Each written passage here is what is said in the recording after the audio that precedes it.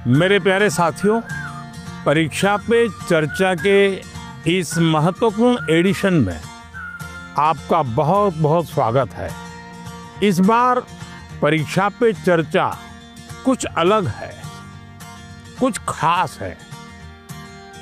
बहुत सारे स्टूडेंट्स ने मुझे ये सजेशन भेजा था कि देश के अलग अलग हिस्सों में भी परीक्षा पे चर्चा होनी चाहिए।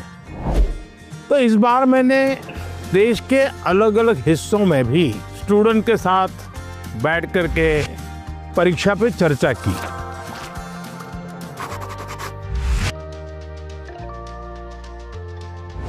इस स्पेशल एपिसोड में आप यही देखने जा रहे हैं। तो सबसे पहले चलते हैं तमिलनाडु के कोयम्बटूर। तमिलनाडु के स्टूडेंट्स की एनर्जी, उनकी क्यूरियोसिटी ने मुझे बहुत प्रभावित किया। आइए देखते हैं। बड़ा कम तो आप लोगों को कुछ खाने पीने को मिला कि नहीं? क्या मिला? नहीं, हमें घर से लेके आए थे। I couldn't believe my eyes when I saw him. First, I had expected like a dynamic, dramatic entry because he is the Prime Minister after all. But it was very simple, humble and down to earth. वो जब अंदर आए बस like goosebumps आने लग गए. It was really great. ऐसा है कि मैं कई वर्षों से 10th और 12th के जो बच्चे हैं उनसे बातचीत करता रहता हूँ परीक्षा पे चर्चा। और मैं बातचीत करता हूँ कुछ सीखने के लिए। मेरे लिए बहुत बड़ा ये सीखने का कार्यक्रम होता है, ये सिखाने का कार्यक्रम नहीं। तो मैं आज तमिलनाडु के नौजवानों को इसलिए मिल रहा हूँ कि मुझे कुछ सीखना है। तो आप में से अगर कोई कुछ बातें करना चाहते हो, अपनी बात बताना चाहते हो, तो मुझे सुनना है। कौन शुरू करेगा?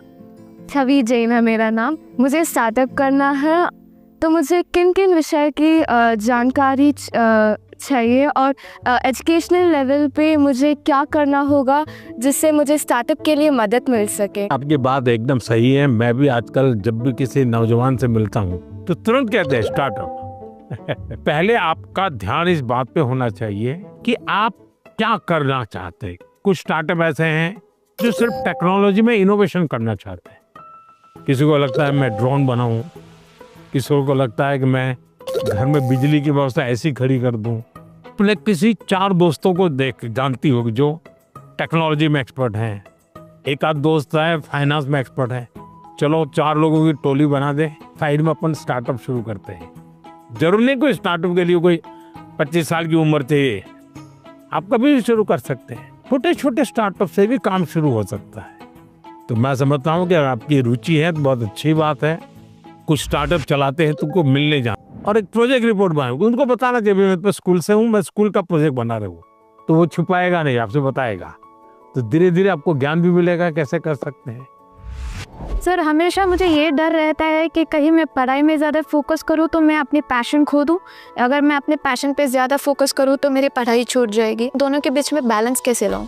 देखिए, पहली बात है कि 2 अलग चीजें ऐसा आप मानते क्यों हैं? दोनों उपयोगी हैं। जैसे मान लीजिए आपको आर्ट का शौक है?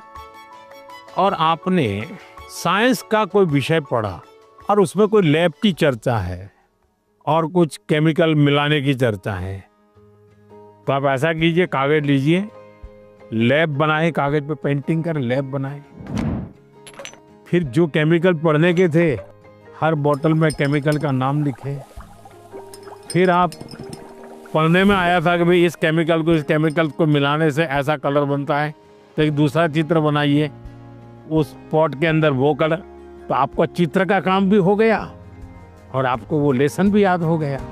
यानी एक साथ दोनों चीजें बहुत अच्छी तरह से आप कर सकते हैं। आपके थकान को उतरने के लिए भी एक प्रकार से आपके पास जो कला है, क्राफ्ट की जो कुछ भी आपकी सीखने की इच्छा है, वो आपको मदद कर सकती है। डेली या सप्ताह में 2 दिन आधा घंटा इसके लिए दो।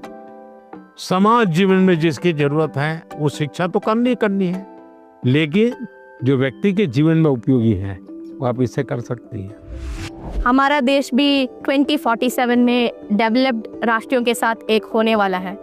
सो मेरा प्रश्न क्या है कि हम नवयुवक इसे हासिल करने के लिए क्या कर सकते हैं? मुझे अच्छा लगा कि मेरे देश के 10th 12th के बच्चों के मन में भी 2047 विकसित भारत का ड्रीम है। ये मेरे लिए बहुत बड़ी खुशी की बात है ना। आज मुझे अब मजा आएगा। वाह, देखिए ये चीज है ना। अब 2047 में विकसित भारत यानी क्या है? आपने कभी सिंगापुर के विषय में सुना होगा। सिंगापुर एक जमाने में एक मछुआरों का छोटा सा गांव था, उसमें से आज इतना बड़ा बन गया। तो ली कुआन यू कहते थे कि भाई अगर हमको डेवलप कंट्री बनना है तो हमें अपनी आदतें डेवलप कंट्री के लोगों की होती वैसी बनानी पड़ेगी। हमें थर्ड वर्ल्ड कंट्री की तरह कहीं पर भी कूड़ा कचरा फेंक दिया, कहीं पर थूक दिया, ये नहीं चल सकता। सिर्फ कहीं जाना है, भाई यहाँ पर रेड लाइट है, मुझे स्कूटर खड़ा कर देना चाहिए। अब छोटी सी चीज है कि भाई हम परिवार में तय करेंगे कि हमारे घर में खाने के बाहर कुछ भी जूठा नहीं छोड़ेंगे। बताइए, सब लोग ऐसा करें तो कितना खाना बचेगा, कितना बड़ा फायदा होगा। तो एक नागरिक के नाते मैं अगर इन चीजों का जीवन में ठीक से पालन करूं तो मतलब कि मैं विकसित भारत के लिए कंट्रीब्यूट कर रहा हूं। अब जैसे वोकल फॉर लोकल, मैं मेरे देश की चीजें खरीदूंगा। मैं भारत में जो चीजें बनी उसको लूंगा। जैसे मैं कहता हूँ मेड इन इंडिया। अब कुछ लोग, पैसे वाले लोगों को लगता है दुबई में जाके शादी करेंगे। वाह, हिंदुस्तान में क्या कमी है भाई? हम सब देश के नागरिक छोटी छोटी चीजों को करें, हम जरूर विकसित भारत बनाने में अपना दायित्व निभा सकते हैं, हम कंट्रीब्यूट कर सकते हैं। He was shocked that, oh my God, a student is actually concerned about this. And he told us that it's the small steps that matter, not the large ones. मेरा आपसे प्रश्न ये है कि कोई भी छात्र या कोई भी मनुष्य अपना जीवन जब व्यतीत करता है तो बहुत सारे चुनौतियों का सामना करता है। जब चीज़ें डिफ़िकल्ट हो जाती है तभी हमको हमारा जो मोटिवेशन होता है जीवन व्यतीत करने में वो कम होता है। तो ऐसी स्थिति में सफलता प्राप्त करने के लिए हमें मोटिवेशन की ज़रूरत है या अनुशासन की? दोनों चीजें महत्वपूर्ण है जीवन में। अगर अनुशासन है ही नहीं तो कितना ही इंस्पिरेशन होगा तो वो इंस्पिरेशन क्या काम का आएगा? मान लीजिए एक किसान है, उसको प्रेरणा मिल रही है, बगल वाला किसान बहुत फसल कर रहा है, इंस्पिरेशन है कि यार उसकी तो 1 एकड़ भूमि है, मेरी तो 4 एकड़ भूमि है, वो ज्यादा कमाता है, मैं कम कमाता हूं, तो उसको इंस्पिरेशन तो वहां से मिलता है। लेकिन ये बारिश के पहले जोतना चाहिए, वो सोचता नहीं, देखेंगे अब हफ्ते के बाद करेंगे। अगर खेत जोतेगा नहीं और बारिश आ गई फिर वो कुछ भी करे, उसकी तो हालत खराब ही रहेगी। तो उसके अंदर वो डिसिप्लिन नहीं था। इंस्पिरेशन था कि मैं उसकी जितनी कमाई करूं, लेकिन डिसिप्लिन नहीं थी। भाई मुझे इस समय के पहले खेत जोत के रखना चाहिए, बीज की जरूरत है ला करके रखना चाहिए, बीज को तैयार करने का काम करना चाहिए, तो डिसिप्लिन नहीं था। जीवन में डिसिप्लिन बहुत अनिवार्य है। इंस्पिरेशन में सोने में सुहागा का काम करता है। अगर डिसिप्लिन नहीं है, कितना ही इंस्पिरेशन क्यों ना हो, वो फिर बोझ बन जाता है, निराशा पैदा करता है। When I asked my question, it was a question that was stuck with me from so many years. Now, finally, I feel great and honored to get a clarity from a person who I've looked up to. Sir, आजकल के ज़माने में AI का प्रभाव बढ़ते ही जा रहा है। हम देख सकते हैं कि कई कंपनियों में इंसान नहीं बल्कि AI एम्प्लॉयज़ भी होते हैं। तो मेरा ये सवाल है कि क्या हम AI को डरना है और हम अपने फ्यूचर करियर लेने के समय क्या क्या याद रखना चाहिए? देखिए, हर युग में जब भी कोई नई टेक्नोलॉजी चर्चा होती है, कंप्यूटर आया तो चर्चा हो रही, क्या हो जाएगा, सब। तो ये हर युग की ये चर्चा का विषय रहा है। हमें किसी चीज से डरना नहीं चाहिए। हमारी कोशिश होनी चाहिए, एक, हम उसके गुलाम नहीं बनेंगे। मैं अपने जीवन में मैं ही निर्णायक रहूंगा, वो मेरा मालिक नहीं बनेगा। जैसे कुछ बच्चों का है, मोबाइल उनका मालिक बन गया। अगर मोबाइल नहीं है तो खाना नहीं खा सकता है, टीवी नहीं है तो जी नहीं सकता है। मतलब ये आप उसके गुलाम बन गए। मैं गुलाम नहीं बनूंगा।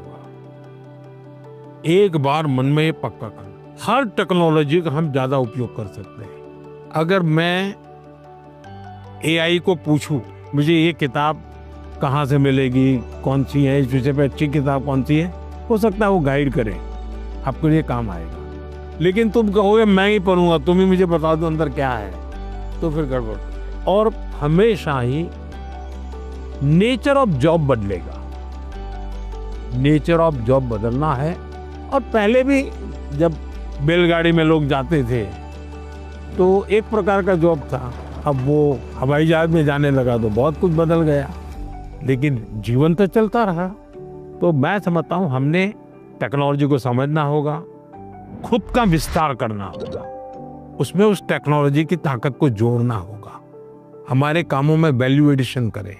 अगर ये होता है तो मैं पक्का मानता हूँ कि कितने ही उत्तम से उत्तम टेक्नोलॉजी क्यों ना आए, हमें उपयोग होने ही वाली है, हमें डरने की जरूरत नहीं है। I never believed I would be the one to be chosen to have such a gracious occasion with our Prime Minister. It was a really great experience. I am completely overwhelmed and it felt surreal. It felt like a family more than a prime minister. साथियों, कोयम्बटूर के हमारे युवा साथी पढ़ाई के साथ साथ AI, startup और फ्यूचर की टेक्नोलॉजी को लेकर बहुत जागरूक है। और मैं कह सकता हूँ यही तो है युवा भारत की युवा सोच, जो विकसित भारत 2047 के संकल्प को नीत नई मजबूती दे रही है। साथियों, परीक्षा पे चर्चा का मतलब ही है साथ बैठकर बात करना और एक दूसरे से सीखना। और इसी सिलसिले को आगे बढ़ाते हुए हमारी चर्चा कुछ हफ्तों के बाद कोयम्बटूर से निकल करके छत्तीसगढ़ की राजधानी रायपुर पहुंच गई। वहां भी बच्चों से मेरी बहुत दिलचस्प बातें हुई और मैं कह सकता हूं सिर्फ बातचीत नहीं, बहुत मजेदार चीजें खाने का भी मौका मिल गया। आप भी इसका आनंद लीजिए।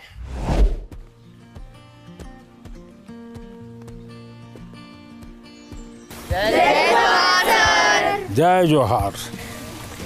कुछ खिलाया पिलाया कि नहीं? हाँ, आप भी बहुत सारी मीटिंग्स अटेंड करके आए हैं, आप भी हमारे यहाँ का खाना चाहेंगे? कैसे बनता है? सर ये बेसन को गोल गोल आकार देकर उसको तलते हैं। अच्छा, और ये नमकीन होता है। तो कब खाते हैं लोग? सर दिवाली के टाइम। दिवाली टाइम का खाते हैं? ज्यादातर दिवाली टाइम पे बनता महाराष्ट्र में इसको क्या कहते हैं? महाराष्ट्र में ऐसा ही बनता हो, चकली कहते हैं। हाँ सर। ये क्या है? सर ये खुरमी है। हाँ। हमारी गुड़ से बनती है, आटे से बनती है, सूजी से बनती है।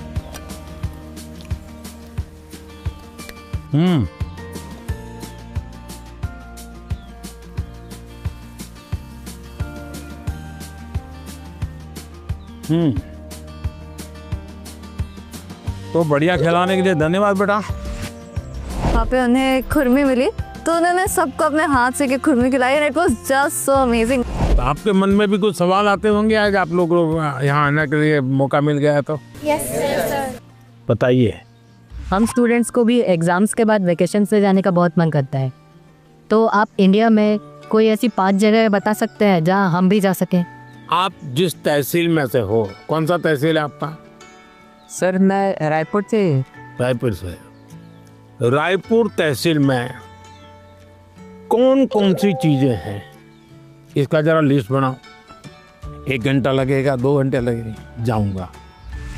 फिर लिस्ट बनाओ जिले में कौन से हैं जो देखे नहीं हैं, फिर तय करूं मैं राज्य में कौन से हैं, छत्तीसगढ़ में ऐसी कौन सी जगह मैं गया नहीं हूँ। हमें कहीं पर भी जाए स्टूडेंट के रूप में जाना चाहिए, तब टूरिज्म का मजा आता है। रेल के डिब्बे में जाना और साथ में खाना भी ले जाना, देखना चाहिए कैसा अनुभव होता है।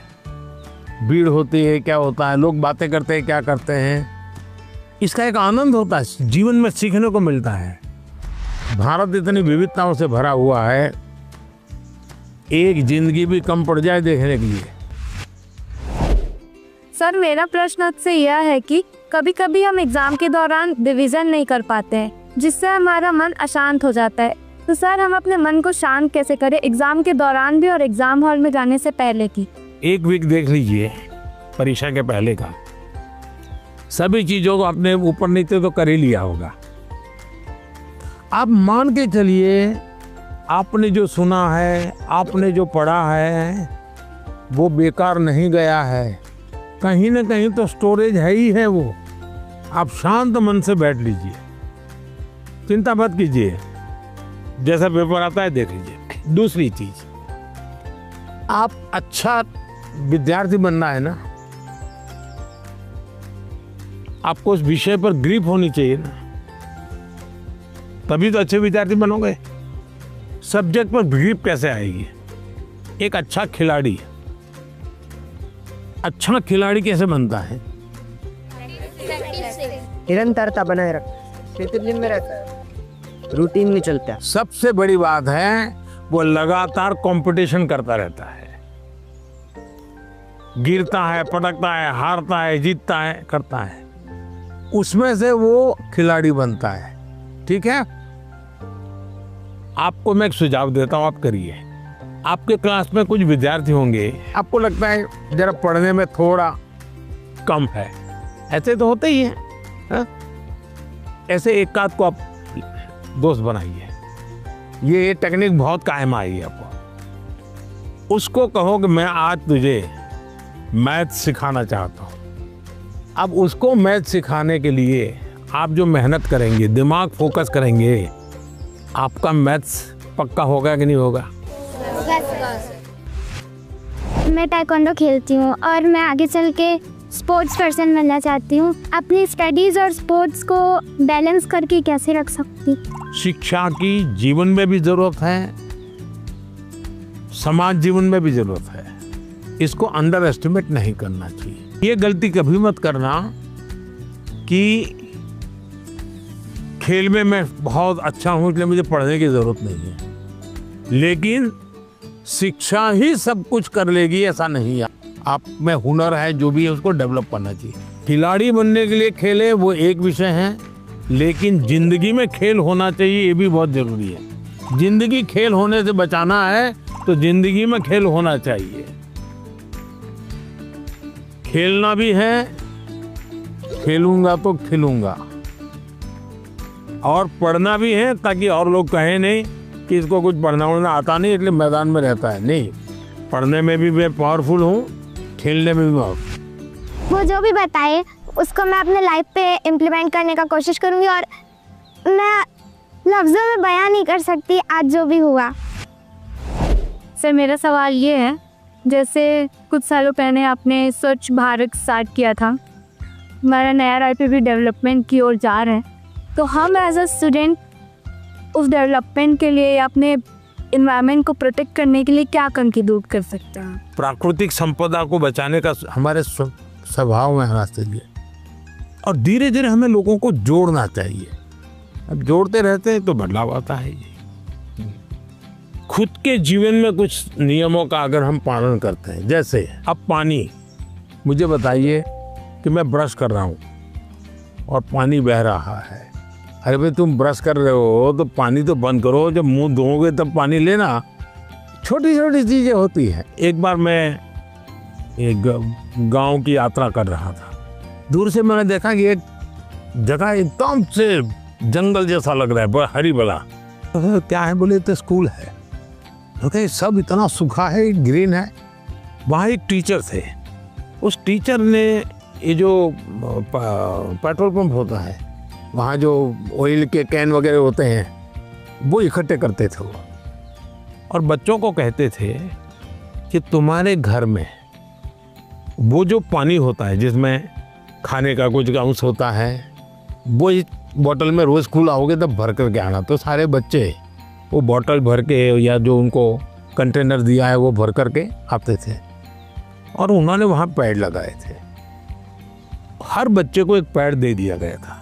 वो जो पानी ले आता था वो उसमें डालना होता था उसको। फर्टिलाइजर का भी काम करता था, सब्जी वब्जी के टुकड़े होते थे। उसके कारण वो पूरा स्कूल को चारों तरफ एकदम से ग्रीन बन गया था। एक टीचर ने इतना बड़ा परिवर्तन लाया। मानवीय रूप से व्यवहार करे तो बदलाव शुरू हो जाता है। छोटी चीजें हैं, हम आराम से कर सकते हैं। समाज का वातावरण हमारे स्वभाव में आना चाहिए। आप इतने साल से देश को संभाल रहे हो, देश के लीडर हो, तो आप फ्यूचर जनरेशन से, हम बच्चों से ऐसी कौन सी क्वालिटी एक्सपेक्ट करते हो कि हमारे अंदर आनी चाहिए एक लीडर के रूप में? ऐसा लीडर बनना है कि लीडर बनना है? दोनों बनना है। देखिए, पहले लीडर बनिए। जो काम है मन में तय करिए, कोई करे या ना करे मैं करूँगा। जब ये शुरू आ जाएगा मैं अपने से शुरू करूँगा, तो आप देखिए अपने आप लीडरशिप आना शुरू हो जाएगी। जैसे मान लीजिए यहाँ कूड़ा कचरा है, आप जा रहे हैं और आपने एक उठा लिया, तो आपके साथ जो 4 लोग चलते होंगे ना, आपने देखा होगा वो भी, उनको भी लगे यार उठा लो। मतलब आप लीडर बन गए कि नहीं बन गए? अच्छी चीज़ है, हमें अपने आप को हमेशा लीडर रोल में तैयार करना चाहिए। ये अच्छा विश्वास है, विचार भी अच्छा है। लेकिन लीडर का मतलब ये नहीं है कि चुनाव लड़ना, पॉलिटिकल पार्टी बनाना, पार्टी में जाना, लच्छादार भाषण करना, ऐसा नहीं होता लीडर। मतलब लीडरशिप में एक क्वालिटी होनी बहुत ज़रूरी है कि आप 10 लोगों को अपनी बात समझा पाओ। थोपनी नहीं है, समझानी है। समझाने के लिए पहले उसको समझना है। जो उनको समझ पाता है वो समझा पाता है, जो उनको नहीं समझता है वो कुछ नहीं समझा पाता। और इसलिए हमारी कोशिश ये होनी चाहिए कि उनको समझना चाहिए। उन्होंने बहुत अच्छे से बताया कि किसी के अंदर एक लीडरशिप क्वालिटीज़ होती है अगर वो किसी चीज़ के लिए रिस्पॉन्सिबल हो रहा है। If I would describe this world and I would say सपना। मैं प्रधानमंत्री से मिली। I am very lucky. बहुत अच्छा था, मतलब ऐसा एक्सपीरियंस जो लाइफ में बहुत कम लोगों को मिलता है। परीक्षा की तैयारी के अनुभव, परीक्षा के समय आने वाले विचार, स्ट्रेस और लोगों की एक्सपेक्टेशन से जुड़े हुए ढेर सारे सवाल लगातार चर्चा का हिस्सा बनते हैं। और परीक्षा पे चर्चा का मकसद ही है कि हमारे युवा साथी इस पर खुलकर बात करें। परीक्षा पे चर्चा सिर्फ बोर्ड एग्जाम की तैयारियों से जुड़ी नहीं है। मैं जब आपके सवाल सुनता हूं तो स्वाभाविक है मेरे मन को भी वो छूते हैं। मैं अंदाजा लगाता हूं कि जीवन के कई पहलुओं से जुड़ी हुई बातें हमारे युवा मित्रों के मन में लगातार चल रही है। मैं अब आपको गुजरात लेकर चलूंगा। वहां के बच्चों ने और विशेषकर ट्राइबल बेल्ट के मेरे आदिवासी बच्चों ने जो सवाल पूछे, और उन्होंने तो मुझे सचमुच में हैरत में डाल दिया था।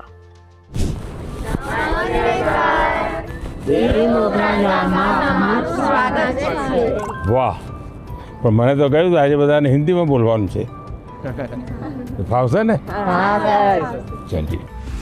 सर जब आए तो हमने देखा कि उन्होंने एक कोटी पहन रखी है जिस पे वर्ली आर्ट है। तो हमारे आदिवासी समाज में वर्ली आर्ट का बहुत महत्व है, तो हमें ये देख के बहुत अच्छा लगा। तुम बहुत एक्साइटेड थे आपका मिलने के लिए। किसी और बच्चे को आपसे मिलने और आपसे बातें करने के लिए कितने सवाल होते हैं, लेकिन हम उतने नसीब वाले हैं कि जो आपके साथ बातें करें। आप कितने दूर से आए? हम यहाँ डेडियापाड़ा से। डेडियापाड़ा से ही आए? अच्छा। मांडवी से। मांडवी, अच्छा। क्या नाम? जय।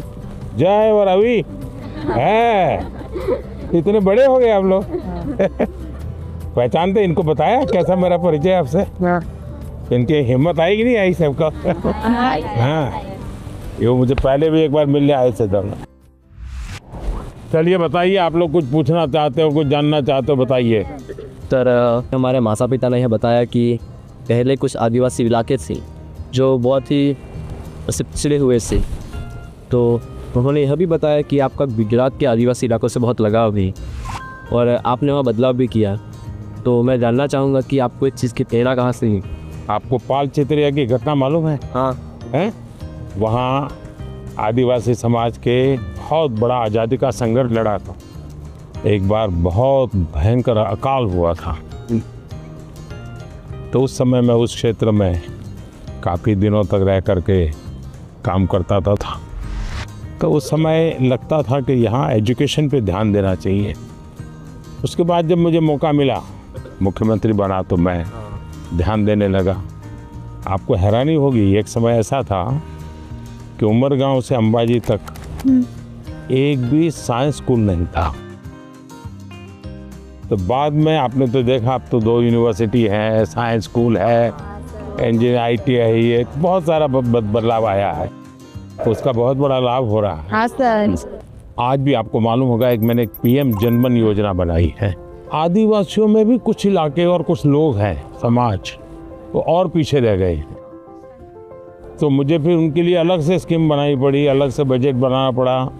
तो मुझे तब से लगता था कि हम शिक्षा पर जितना ज़्यादा बल देंगे उतना बहुत तेजी से विकास होगा। दूसरा मेरे मन में था, पूरे आदिवासी बेल्ट उमरगाम से अंबाजी पूरा हाईवे बनाया है, तो विकास के लिए इंफ्रास्ट्रक्चर की बहुत ज़रूरत होती है, लोग भी आना जाना शुरू करते हैं, तो उस दिशा में ध्यान दिया। मेरा आपसे यह प्रश्न है कि पहलगाम हमले के बाद हमारे घर में सब चर्चा कर रहे थे कि अब आगे क्या होगा, पूरा देश आपकी ओर देख रहा था। फिर ऑपरेशन सिंदूर हुआ और हमारे देश की सेना ने जीत हासिल की। तो ऐसे संजोग में आपने अपने तनाव को कैसे हैंडल किया? हम तो सिर्फ परीक्षा के तनाव से। आप लोगों को परीक्षा का तनाव आ जाता है। जब आप पुरानी परीक्षा के दिनों को याद कीजिए, अगर पुरानी परीक्षाओं को याद करेंगे तो आपको लगेगा हाँ यार, जब गया तब तो टेंशन था, लेकिन जब करके आ गया तो कुछ नहीं था।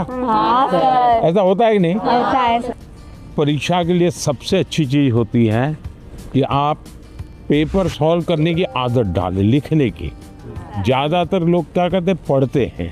यस, अगर खुद इस प्रकार से आप प्रैक्टिस करते रहते हैं तो मुझे पक्का विश्वास है कि आपको कभी भी तनाव नहीं आएगा। हम क्या करते हैं, पूरे दिन किताब, अरे कभी हंसो है। दूसरा सबसे बड़ी चीज़ है जो आज लोगों को ध्यान में नहीं है, वो है नींद। अच्छी नींद लेनी ही चाहिए। आपको लगेगा ऐसा कैसा प्रधानमंत्री है जो सोने की बात करने के लिए आए, हम तो एग्जाम के लिए पूछ रहे थे। लेकिन वो नींद इतनी पूरी लेते हैं तो बाकी समय आपका बहुत ही फ्रेश, नए विचार, नए आइडिया, मन बहुत प्रफुल्लित रहता। हाँ सर, हम डॉक्टर या कभी इंजीनियर या कभी अफसर बनना चाहते हैं, तो हमें आगे बढ़ के अपना करियर कैसे चूज करना चाहिए सर? अगर आपने एक महीने में 10 चीज़ अलग अलग बता दी तो घर वाले क्या कहेंगे, इसका तो कोई ठिकाना ही। ये तो अच्छी चीज़ है कि आपको कुछ किसी को देख के लगा मैं भी ऐसा बनता तो क्या होता। अगर ये हमको करना है, जो व्यक्ति बहुत बड़ा बन गया है वो बड़ा बनने की इच्छा होना बुरा नहीं है, लेकिन वो बड़ा बना है तहीं से अपने को जोड़ो मत। कहाँ से शुरू किया था, अगर आपका ध्यान उस पर होगा तो फिर अगर हाँ यार यहाँ से चलो मैं शुरू करता हूँ। कोई कहेगा कि मैं क्रिकेटर बना, लेकिन जब मैं 8वीं कक्षा में था तो सुबह 4 बजे उठ करके साइकिल चला करके स्टेडियम तक जाता था और फिर मैं 2 घंटे प्रैक्टिस करता था। तो फिर तो मैंने कहा अच्छा इतना मेहनत करना पड़ता है, चलो मैं शुरू करता हूँ। अभी तो क्या लगता है, देखिए यार सेंचुरी लगा दी, फोटो छप गई। तो सपनों के लिए जीना सीखे, सपनों के अनुकूल जिंदगी बना, लेकिन शोर अगर मचाए तो सफलता शोर मचाए। हाँ। जैसे ही आप नंबर 1 आ जाएंगे तो सफलता शोर मचाएगी नहीं मचाएगी? पूरे स्कूल को पता चलेगा या नहीं चलेगा? चलेगा। पूरे गांव को पता चलेगा या नहीं चलेगा? तो हमारी कोशिश ये होनी चाहिए। सर ने जो बातें कही, जो मैंने सुनी, सब मैंने अपने जीवन में आगे बढ़ने के लिए और आगे बढ़ के कुछ बनने के लिए सब अपने लिए सोचा। आइए सर, अब हम ले चलते हैं हमारे कल्चर से रिलेटेड कुछ चीज़ें दिखाने। सर, ये है वारली पेंटिंग्स है, जो एक कार्डबोर्ड बनाते हैं उस तरह से पेंटिंग करते हैं। ये सभी वो चीज़ें हैं जो हमारे कल्चर से रिलेटेड है। सर, हमने आदिवासी काफ़ी जो आदिवासी है उनके कलाकृतियों को रिप्रेजेंट किया है, जैसे कि चित्रकला है, ये लिपन आर्ट, ये जो मैंने बनाया ये है पिथुरा आर्ट। खुद बनाए हो? यस सर, आपके लिए ये बनाया। क्या नाम आपका? किशन है सर। ये आपकी हैंड राइटिंग है? Yes sir. अरे वाह, थैंक यू सर। कितने बढ़िया है भाई। घर की दीवारों पे ये बनाए हैं और उनकी पूजा भी करते हैं। वाह, तो आप तो बड़े आर्टिस्ट हो गए भाई। हाँ सर। मुझे बहुत अच्छा लग रहा है कि हमारे भारत देश के वड़ा प्रधान ने मेरी पेंटिंग्स ली है और सर ने भी बहुत अच्छी तरह के हमारे साथ, जैसे हम खुद फ्रेंड्स के साथ बात कर रहे हैं, ऐसा फील हो रहा था। एग्जाम से ये सवाल है कि आपकी लाइफ में आपके टीचर्स का क्या रोल? बहुत रोल था, बहुत रोल था। जैसे मैंने बताया, मेरे टीचर हमें डेली कहते थे कि आप लाइब्रेरी जाइए, टाइम्स ऑफ इंडिया में ये एडिटोरियल के ऊपर एक वाक्य रहता है, वो अपने उसमें लिख करके आइए, और दूसरे दिन वो उसकी चर्चा करते थे। तो ऐसी बहुत सी चीज़ें थी, जैसे ये जो फिटनेस वाला मामला है, तो मेरे यहाँ एक परमार साहब करके से, जब मैं प्राइमरी में था, वो बहुत आग्रही रहते थे फिजिकल फिटनेस के लिए, सिखाते थे भी थे, और योगा सिखाते थे, मलखम सिखाते थे। हम प्लेयर नहीं बने, लेकिन हमें ये तो समझ आया कि ये शरीर के लिए ज़रूरी है। तो हर टीचर का हर एक के जीवन में, अब दुनिया के कितने भी बड़े महान पुरुष को मिलिए, उसके जीवन से 2 बातें जरूर मिलेगी। वो एक वो कहेगा कि मेरे जीवन में मेरी माँ का बहुत बड़ा रोल है। हाँ, दूसरा कहेगा मेरे जीवन में मेरे टीचर का बहुत बड़ा रोल। हर एक क्षेत्र में हमारा देश आगे बढ़ रहा है, तो आप बताएंगे कि हमारे देश से आदिवासी समुदाय के लोग हमारे देश को आगे बढ़ाने में क्या कर सकते हैं? वह देखिए, देश जो आज आगे बढ़ा है ना, वो आदिवासी समाज के कारण ही बढ़ा है। आज देश का पर्यावरण बचा है तो आदिवासी समाज के कारण बचा है।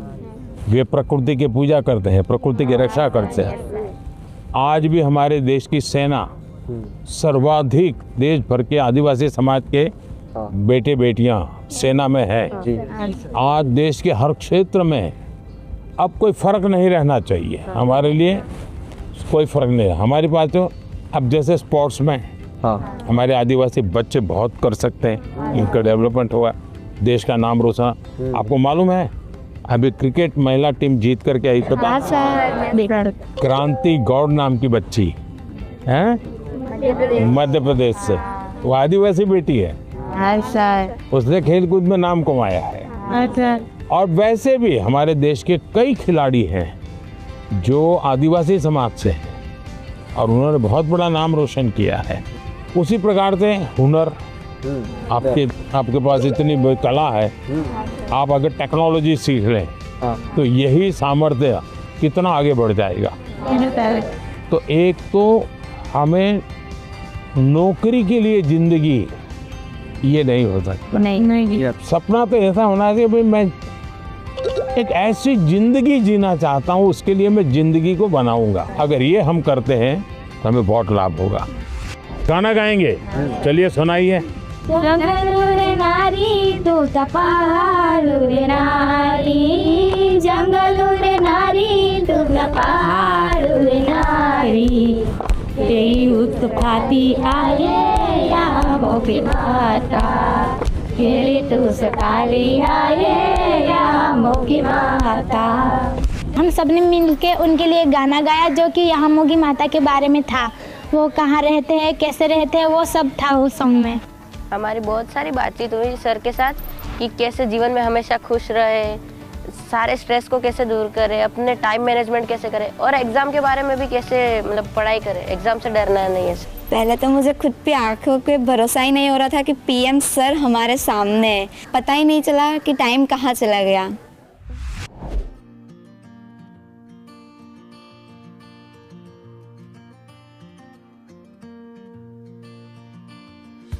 परीक्षा पे चर्चा का हमारा सफर अष्टलक्ष्मी यानी नॉर्थ ईस्ट भी पहुंचा और गुवाहाटी में परीक्षा पे चर्चा, और वो भी ब्रह्मपुत्रा के उस बहते हुए प्रवाह के बीच मजे से सैर करते करते चर्चा भी चलती रही।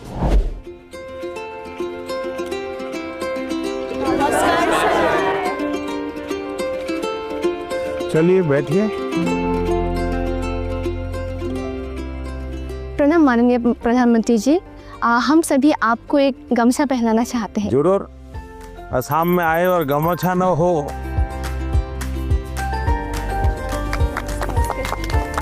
वाह। उनका जो प्रेजेंस है ना वो बहुत ही कामिंग है, लाइक रिलैक्स जैसा लग गया। बैठे रहने पर जो एंजाइटी होती है सब निकल गया। उनके साथ एक साथ बहुत बातें की फिर हमने। अच्छा, आप लोगों ने परीक्षा पे चर्चा कार्यक्रम पहले कभी देखा है टीवी? हाँ सर। अच्छा, कभी आप लोगों ने वो किताब देखी? हाँ सर। Exam warrior. तो उसमें से फिर आपको पहले जो सोचते थे परीक्षा के पहले और अब सोचते हैं, उसमें क्या फर्क है? किताब पढ़ने के बाद या कार्यक्रम देख क्या फायदा हुआ आपको? परीक्षा से इतना डर नहीं लगता। आपके जो मंत्र दिए हैं ना, वैसे जैसे कि लाइक परीक्षा को एक सेलिब्रेशन उत्सव की तरह सेलिब्रेट करना चाहिए, तो अब थोड़ा थोड़ा परीक्षा की तरफ से मतलब डर कम रहा है। पर लेकिन डर तो घर के लोग डराते हैं ना। हाँ सर। हाँ? पूछते हैं कि लाइक वो 1 नंबर कहाँ गया, क्यों काटा 1 नंबर। जीवन में अगर संतोष हो जाता बस बहुत हो गया, अब क्या, तो फिर जीवन में प्रगति नहीं होती। ये जीत तो रहनी चाहिए मन में, लेकिन उसके लिए मैंने मंत्र में एक बात बताई है सर, हमें किसी और से प्रतियोगिता नहीं करना चाहिए। या शाबाश। मैंने ये कहा है कि हमने लगातार खुद से कंपटीशन करते ही रहना चाहिए। कोई हमें कहता भी 99 आए, 1 क्यों नहीं आया? ठीक है, उन्होंने कहा, बात अलग है। लेकिन खुद को भी पूछना चाहिए कि मेरे जीवन में ये बदलाव क्यों आया, ये कमी क्यों रही, क्या कारण था? अच्छा, आपके मन में कुछ सवाल होंगे तो जरूर पूछिए। मेरा आपसे यह प्रश्न है कि मैंने सुना है कि आप अपने रोज़मर्रा की ज़िंदगी में एक पर्टिकुलर डाइट हेल्दी रहने के लिए फॉलो करके चलते हैं, तो हम छात्र ऐसा कौन सा मैजिकल डाइट फॉलो करके चले जिससे कि हम एनर्जाइज्ड और फोकस रह पाए और हमारा सबसे बेहतर प्रदर्शन आ पाए परीक्षाओं में? हकीकत ये है कि मेरा कोई डाइट का सिस्टम ही नहीं है, क्योंकि मैं पहले अलग अलग परिवारों में भोजन करता था, तो इतना ही रहता था कि मैं वेजिटेरियन हूँ तो वेजिटेरियन खाऊंगा, फिर उस घर में जो होता था वो मैं खाता था। दूसरा, मुझे खुद को कभी पकाना पड़ता था, कभी खिचड़ी पका देता था। खिचड़ी खाते हैं नहीं हम? डाइट आपकी पसंद का होना चाहिए,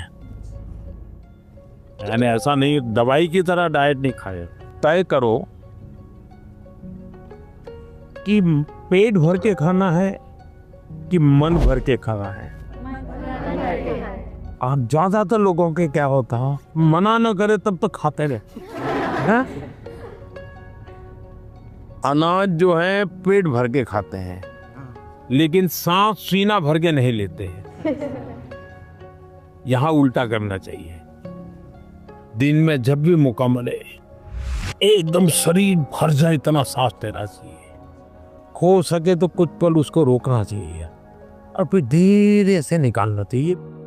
हम लोग क्या करते हैं, खाना यानी बाकी 50 कामों में शरीर को सबसे आखिरी प्रायोरिटी देते हैं, लास्ट प्रायोरिटी।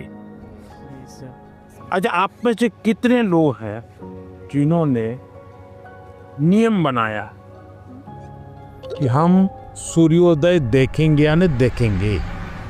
ऐसे कितने हैं? सनराइज। ये शरीर को ये चीजें एक ताजगी देती हैं, एक एनर्जी देती हैं। इनको हमने आदत बनाई है, शरीर को सबसे पहले प्रायोरिटी दिलाती। सर, अक्सर हमारे माता पिता हमारे दोस्तों के साथ हमारी तुलना करते हैं, परंतु उससे ज़्यादा दबाव हम पर तब पड़ता है जब हमारे अपने घर वालों या भाई बहनों से तुलना की जाती है। तो ऐसी परिस्थिति में हमें क्या करना चाहिए?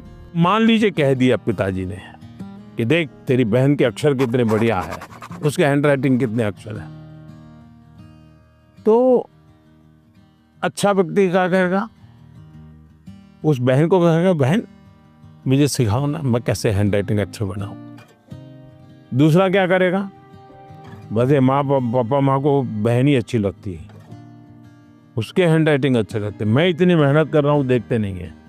अगर परिवार में भी किसी एक की अच्छाई की बात होती है तो हमने उस भाई या उस बहन से उसकी अच्छाइयों को सीखने का प्रयास करना चाहिए और पिता माता को कहना चाहिए कि आपने अच्छी बात बताई, ये चीज मेरे में नहीं है, मुझे बताइए मैं कैसे इसको तैयार करूं। तो पिता माता का आपकी तरफ देखने का तो देखिए ये बुरा नहीं मानता है, ये इसमें से सीखने का प्रयास करता है। कंपैरिजन से माँ बाप ने बचना चाहिए और मैं हर माँ बाप से कहता हूं कि कृपा करके आप परिवार में किसी के सामने उतनी तारीफ न करें ताकि बच्चे की आदत खराब हो जाए। इतनी तारीफ न करें एक बच्चे की कि दूसरे बच्चे को लगे कि देखो हर बार ये तो इसकी बात दुनिया में बताते रहते, मेरी तो बताते नहीं। परिवार में अगर निकट हमसे कोई ज्यादा अच्छा है, हमें मनोमन उसको गुरु मान लेना चाहिए। उसको पता नहीं होना चाहिए कि आप उसको गुरु मानते हैं। अब उसको कहना चाहिए यार तुम बैडमिंटन बहुत बढ़िया खेलते हो, मेरी गलती क्या होती है मुझे सिखाओ, तो वो भी अपने आप को बड़ा नहीं मानेगा, वो कहेगा यार ये मेरे से सीखना चाहता है, वो अपने को बराबर ही मानेगा। नर्वसनेस तो ऑब्वियसली थी ही, पर साथ में बहुत उत्साहित भी फील हो रहा था, बहुत खुशी हो रही थी कि मैं मोदी जी से मिलने वाली हूँ। मतलब मुझे लगा नहीं था ऐसा मेरे साथ कभी होगा, पर जब हुआ तो बहुत ही खुशी हुई। अक्सर छात्रों को स्टेज में या फिर लोगों के सामने बात करने में तकलीफ होती है, इसमें आत्मविश्वास बढ़ाने के लिए आप हमें क्या सलाह देना चाहेंगे? तो आप अगर उनको सलाह देनी है तो क्या दोगे? हाँ, आइए मेरे पास, आगे आगे सब लोग आइए। अगर किसी को 1 2 3 में कहना है तो कैसा? सर, आत्मविश्वास रखना चाहिए। हाँ, ये आत्मविश्वास जो है ना, उसमें 2 शब्द है। 2 शब्द कौन कौन से? जिसका अपने आप पर विश्वास है उसको कभी डर नहीं लगता। आपको अपने पर विश्वास है क्या? अगर खुद पर विश्वास है तो आप हर चीज को पार कर सकते हैं। जिसको खुद पर विश्वास होता है करता क्या है? पूरी परिस्थिति का मनोमन अध्ययन करता है। आपने स्वामी विवेकानंद जी का ने एक चिट्ठी लिखी थी जब शिकागो में उनका भाषण हुआ, जो बहुत प्रसिद्ध भाषण है और विवेकानंद जी की बहुत तारीफ भी होती है।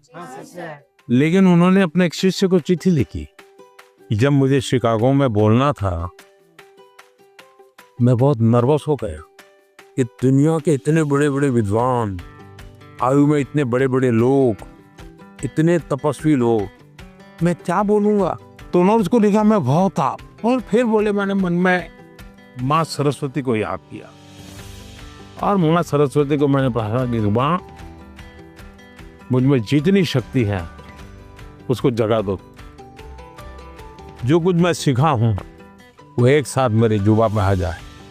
बोले मैंने ऐसी प्रार्थना की और मैं गया मंच पे, और जब मैंने sisters and brothers of America ऐसा कहता ही 2 मिनट तक तालियां बजती रही। बस वो एक टर्निंग पॉइंट बन गया, विश्वास आ गया। नहीं, मैं सोचता था वैसा मैं नहीं हूँ, मेरे भीतर तो कुछ है, आत्मविश्वास आ गया। तो हर एक के जीवन में आज कितने ही अच्छे वक्ता क्यों न हो, कितने ही बड़ा अच्छे खिलाड़ी, आपने देखा होगा क्या सचिन तेंदुलकर कभी 0 से आउट नहीं हुए क्या? होता है तो वो सर पकड़ के बैठ गए क्या? इसका मतलब हुआ हम जो स्थिति है उसको ऑब्जर्व करें, सिचुएशन को एक बार अंदाज कर लेना चाहिए। ऐसा हुआ था, अब देखना आपको लगेगा हाँ अरे ठीक है मैं कर लूंगा। जो आत्मविश्वास शब्द है ना उसको सच्चे अर्थ में जीवन में समझना आत्मा की बात, खुद की बात है, कोई ठीक नहीं कर पाए, हमें ही करना होता है। मैं आपके सामने गाना प्रस्तुत करना चाहूंगी। हाँ, गाना सुनाओगी? हाँ, डॉक्टर भूपेन हाजरिका का। अरे वाह, बताइए।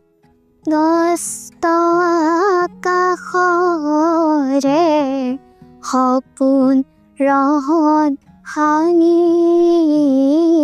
ক্লান্ত লুই তৰে হেঙুলীয়া পানী। वाह। हमारे गांव में हमारे घर के पास माईजान टी स्टेट है। वहाँ पर मेरी मामी 8 सालों से चाय पत्ती तोड़ने की काम करती है। ओह, तो आप चाय बागान से है? यस। आप पढ़ती हैं अच्छी तरह, माँ पढ़ाती है और चाय का भी काम करती है। तो क्या लाई हो? आपके लिए चाय पत्ती लाई। तो मुझे चाय बनानी होगी। हैं? चलिए, बहुत बहुत धन्यवाद। आपकी माँ को हमारा प्रणाम कह देना। मैंने कभी सोचा ही नहीं था कि टी गार्डन का लड़का होकर मैं प्रधानमंत्री जी से मिल पाऊंगा। मुझे विश्वास ही नहीं हो रहा है कि मैं प्रधानमंत्री जी से मिल पाया। इतना जनरेशन गैप होने के बाद भी जब वो हमारे बातों को समझते हैं, मतलब बहुत अच्छा लगा। आपने देखा कि कैसे एग्जाम की बात तो हुई ही, साथ ही लोकल संगीत, असम की चाय, वो भी परीक्षा पे चर्चा का यादगार हिस्सा बन गई। परीक्षा एक ऐसा अवसर है और परीक्षा के लिए हेल्दी कंपटीशन की भावना हमारी तैयारी को और बेहतरीन बनाती है। इन सभी चर्चाओं में स्थान अलग अलग थे, स्टूडेंट्स अलग अलग थे, अनुभव अलग थे, लेकिन हर चर्चा का उद्देश्य एक ही था, हर स्टूडेंट को सुनना, समझना और साथ मिलकर कुछ न कुछ सीखना। आप सभी को मेरी बहुत बहुत शुभकामनाएं। बहुत बहुत धन्यवाद।